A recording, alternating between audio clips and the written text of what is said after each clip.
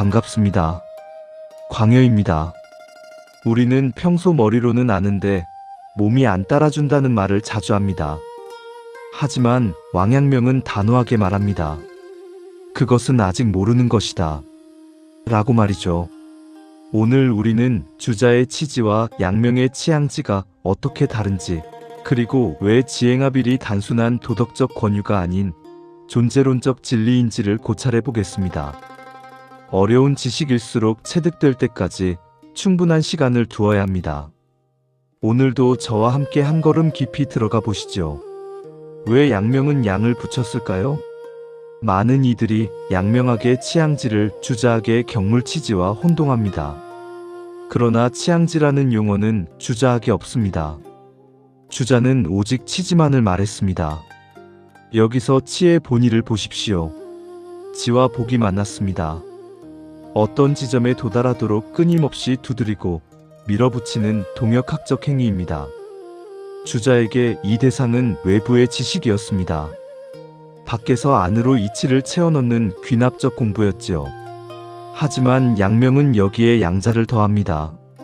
맹자가 말한 불학이지, 즉 배우지 않아도 본래 갖추고 있는 순수한 본연의 삶을 호출한 것입니다. 이것은 지식을 확장하는 것이 아니라 내 안의 밝은 빛을 가로막는 장애물을 치워버리는 작업입니다. 왜 알면서도 못한다는 말은 성립할 수 없겠습니까? 우리는 흔히 알긴 아는데 실천이 어렵다고 핑계를 댑니다. 양명은 이를 사욕에 의해 단절된 가짜 알미라고 비판합니다. 여러분, 고약한 냄새를 맡았을 때, 아, 이것은 악취구나라고 인식한 뒤에 코를 막습니까? 아닙니다. 냄새를 맡는 순간 코를 찌푸립니다. 아름다운 색을 보는 순간 마음이 즐거워집니다. 인식과 반응 사이에 시간적 간격이 없습니다.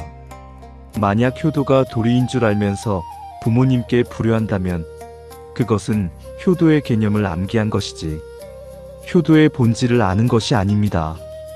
경물은 사물의 이치를 구함일까요? 아니면 마음을 바로잡음인가요? 주자는 격을 이르다로 풀었습니다. 하지만 양명은 이를 바르게 하다로 해석합니다. 내 마음의 뜻이 머무는 곳이 곧 사물입니다. 따라서 경물이란 내 마음의 지향점이 올바르지 못할 때 양지를 발현하여 그 굽은 마음을 바로잡는 실천입니다. 유식에서 만법 유식이라 하듯 내 마음 밖에는 따로 이치가 없습니다.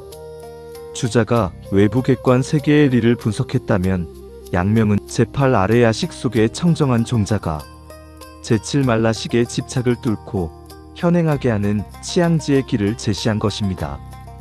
알면 행해야 합니다. 아니면 모르는 것입니다.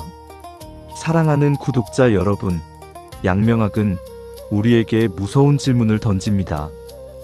당신은 정말 알고 있는가? 지행합일은 도덕적인 훈계가 아닙니다. 내 안의 양지를 가로막는 사사로운 욕심을 걷어내고 그 밝은 빛이 내 삶의 현장에서 즉각적으로 쓰이게 하라는 준엄한 명령입니다. 알면서도 하지 못한 일을 이제는 말해야 한다는 학자적 양심은 곧 내 안의 양지를 지극히 발휘하는 치양지의 과정과 맞닿아 있습니다. 오늘 강론이 여러분의 마음속 양지를 깨우는 작은 두드림이 되었기를 바랍니다. 어려운 공부 함께 해주셔서 감사합니다. 지금까지 광여 인문학의 광여였습니다.